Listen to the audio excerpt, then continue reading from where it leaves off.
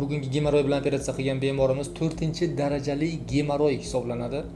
Mana ko'rishlaringiz mumkin qanaqa darajada katta gemoroy ekanligini.